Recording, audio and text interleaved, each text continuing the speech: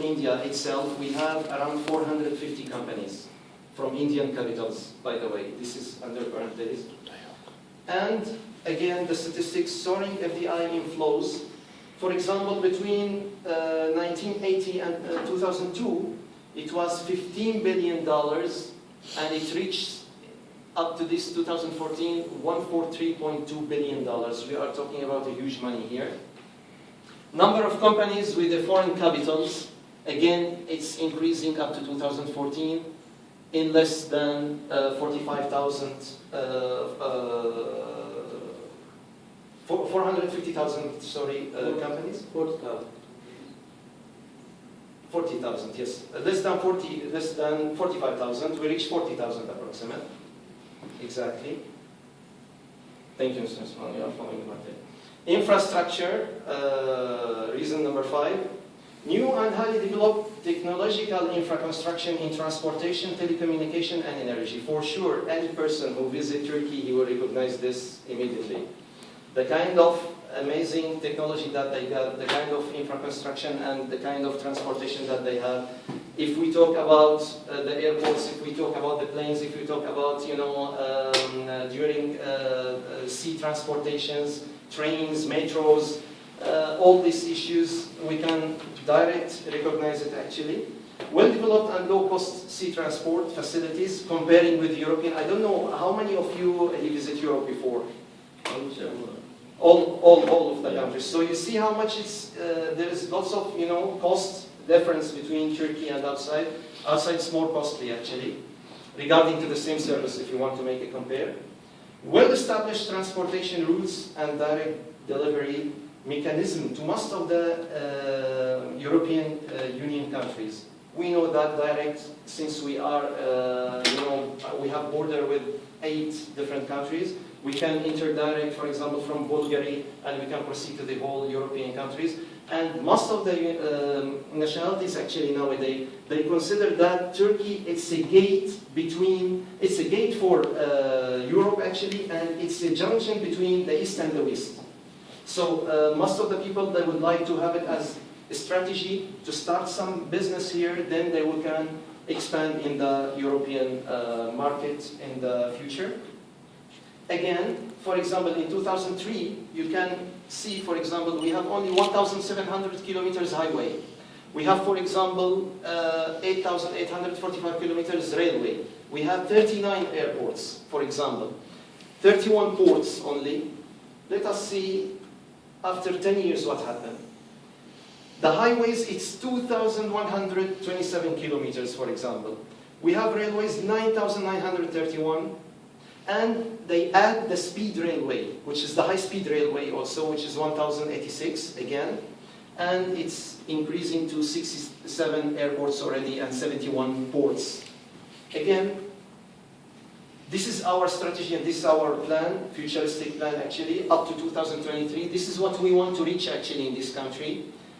That, for example, the highway it will be 7,500 kilometers.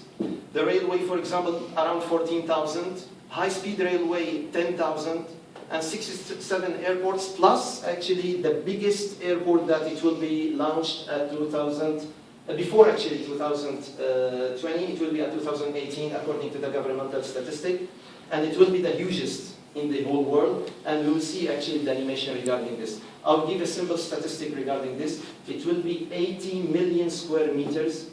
We are expecting to host 150 million passengers annually. It will be monitored by internal clever system for making things more easier for the passengers. And this is the remarkable issue about Turkey, that the airports is the first stand that any foreigner, when he's coming to this country, he will get it as an impression. This is his first impression actually. So they are eager to have this positive impression for the foreigners. And actually nowadays, more than 700 engineers, they are working on this. More than 2,000 technical persons, they are working on this airport. And actually, it will open around 150,000 new vacancy.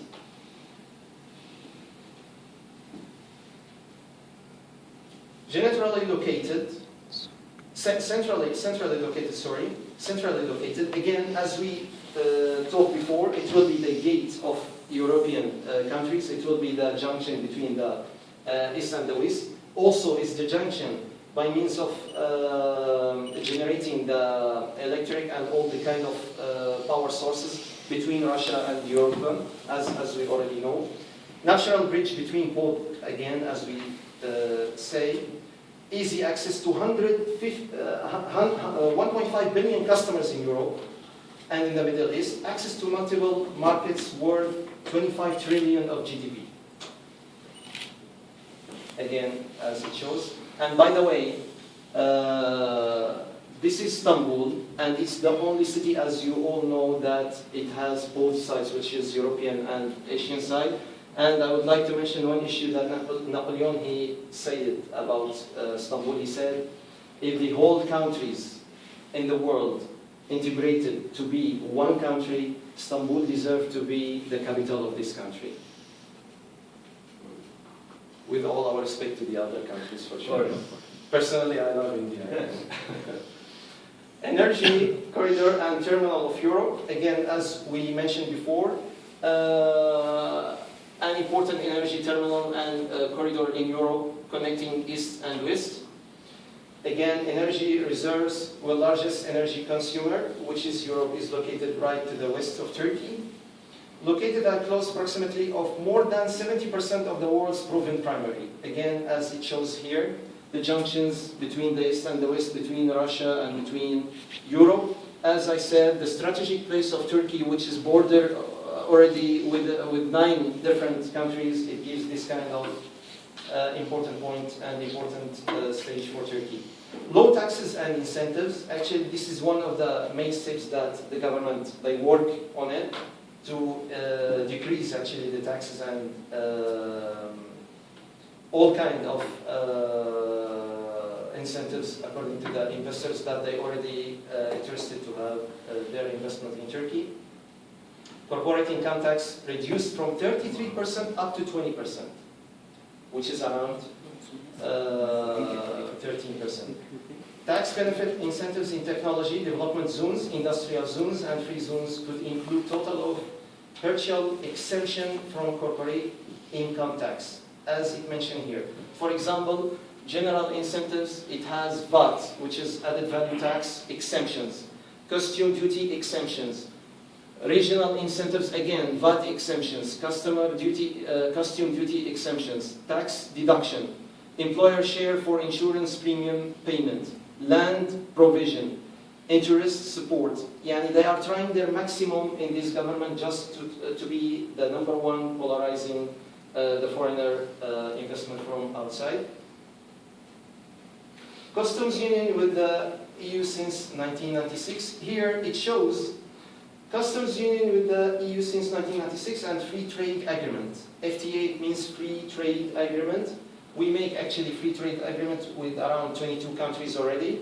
And there is another countries which is already under process, it goes on, underway. For example, we have with Macedonia, we have with Bosnia, we have with Palestine, Tunisia, Morocco, Georgia, for example, Serbia, Chile, Jordan, South Korea, etc. Egypt, Albania. And this is ongoing negotiation, which is Moldova, Ghana, Ukraine, Colombia, for example, Japan, Singapore, Peru, and Mexico. And also in the same time, the nice issue in this country that they are going on negotiating to have this kind of FTA, but in the same time we consider ourselves as #1 competitors for all of these. Large domestic market. Again, we mentioned not as large as India for sure. But we consider as large domestic market actually. 20 million broadband internet subscribers in 2012. It goes up from 1 million at 2002. This is the consuming now for the technology in this country. 68 million mobile phone subscriber in 2012, up from 23 million. This is actually very important statistics for you people just to know how much consuming we have in this society and how much people are thirsty in this market to have your industrial and to have your investment. We are open market and we are ready for your investors to mix with it and to act and react with it. 130 million airlines passenger, up from 33 million, which is a great improvement actually. And as I mentioned, it will be 150 million up to 2018, inshallah, when we will open launch the new airport, the third one. And 31.8 million international tourist arrivals in 2012, up from 13 million at 2002. This is our statistics.